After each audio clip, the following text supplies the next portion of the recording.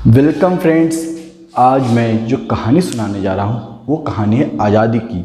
और इस कहानी की आज़ादी के जो काल का समय है वो काल का समय होगा 1915 से 1919 तक। ठीक, इस दौरान हमारे बिहार में, जी हाँ, हमारे बिहार में एक घटना हुई, चंपारण सत्याग्रह। चंपारण सत्याग्रह वो घटना थी जिसने बिहार में ही नहीं बल्कि पूरे भारत में आज़ादी की लड़ाई का तरीका ही बदल दिया। तो चंपारण सत्याग्रह से हम क्या समझते हैं और सत्याग्रह बेसिकली इसके मतलब हम आज समझेंगे कि सत्याग्रह का मतलब क्या होता है। तो ये सत्याग्रह होता क्या है।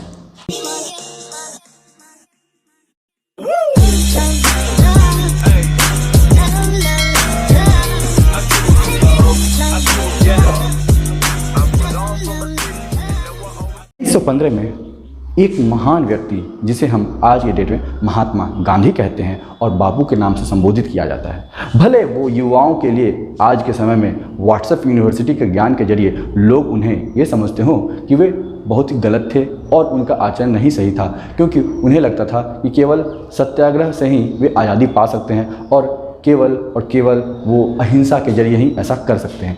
क्योंकि आज के युवाओं को बहुत सारी चीज़ें नहीं पता है और जो नहीं पता है वो बस केवल एक ही निष्कर्ष निकालते हैं कि केवल ऐसा हो नहीं सकता कि गांधी जी के ही केवल विचारों से आज़ादी मिली हो।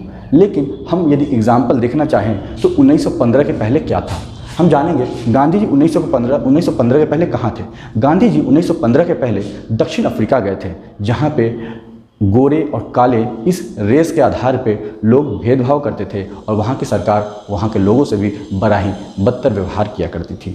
इसी चीज़ को गांधी जी ने देखकर वहाँ पे एक आंदोलन किया था जिसका नाम था सत्याग्रह। सत्याग्रह ये हम अगर समझें तो इसका मतलब क्या होता है। इसका मतलब ये होता है कि हम जो अत्याचार कर रहा है उससे आग्रह करते हैं कि वो सत्य को देखें। इसका एक ही उद्देश्य होता है और कहना भी है कि यदि आपका कथन और आप लड़ाई लड़ रहे हैं सत्य के लिए, आप सच्चे हैं और आप के सामने भले ही कोई भी इंसान हो जो कितना ही शक्तिशाली क्यों न हो और आप अन्याय के विरुद्ध लड़ रहे हैं, तो ये सत्य आपको विजय जरूर दिलाता है। वो ऐसे इनका कहना था कि सत्याग्रह के जरिए हम उस इंसान को आग्रह करते हैं, उससे बोलते हैं, उसे समझाते हैं और उससे विनम्रतापूर्वक कहते हैं कि तुम सत्य को देखो, सत्य को समझो। उसे हम सत्य को जानने और समझने की आज़ादी देते हैं। जब कोई इंसान को यदि हम ज़बरदस्ती कोई काम करवाना चाहेंगे तो वो कभी नहीं करेगा। यदि हम उससे फोर्सफुली कहेंगे कि तुम इस चीज़ को देखो, यही सत्य है, यही सत्य है, वो कभी नहीं मानेगा। लेकिन हर इंसान के अंदर एक अंतर आत्मा होती है जो कि जानती है कि सत्य क्या है और असत्य क्या है। तो बस हमें उस अंतर आत्मा को झकझोरना होगा, उस आत्मा को सत्य की राह दिखानी होगी।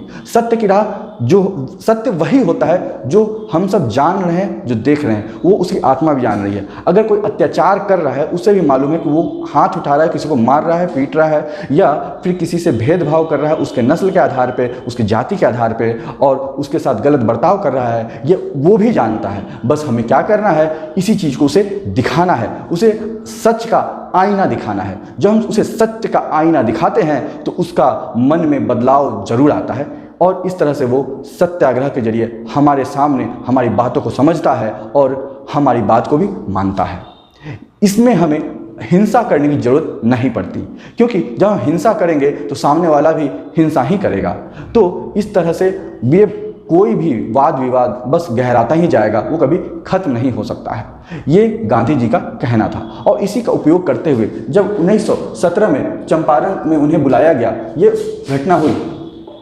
राजकुमार शुक्ल जी ने उनको यहाँ बुलाया, बिहार में। क्यों बुलाया? क्योंकि यहाँ पे अंग्रेज नील की खेती करवा रहे थे, जिसका सिस्टम था 3 कटिया सिस्टम। 3 कटिया सिस्टम क्या होता है मैं आपको समझाता हूँ। 1 बीघे में 20 कट्ठा होता है ज़मीन, जिसमें से 3 कट्ठा ज़मीन अंग्रेज कहा करते थे कि नील की खेती करे। और नील की खेती ऐसी होती है यदि वो कोई भी करेगा उसका ज़मीन बंजर आगे चल के हो जाता है और बंजर होने के कारण फिर उसे अन्न उपज नहीं हो पाएगी और वो किसान भूखे मर सकता है। यही हालत हो रही थी बिहार की। यहाँ पे किसानों को ज़बरदस्ती कहा जा रहा था कि वो नील की खेती करें ही, और ये सब जब लोगों को बर्दाश्त नहीं हुआ तब उन्होंने गांधी जी को बुलाया। गांधी जी 1917 में चंपारण आए और वहाँ पे आते ही रेलवे स्टेशन में बड़ी भीड़ जम गई। उन्हें झट से लेके कैदखाने में डाल दिया और कोर्ट में पेशी की गई। लेकिन अंग्रेज ये नहीं जानते थे कि गांधी जी भी एक एडवोकेट रह चुके हैं और उसी की हैसियत से वो दक्षिण अफ्रीका में गए थे। फिर भी गांधी जी ने जज के सामने बात रखी कि किस तरह से ये सच्चाई है कि नील की खेती से ज़मीन की उपजता कम होती है और आगे चल के वो ज़मीन उपजाऊ नहीं रहेगी, बंजर हो जाएगी, फिर किसान करेंगे क्या।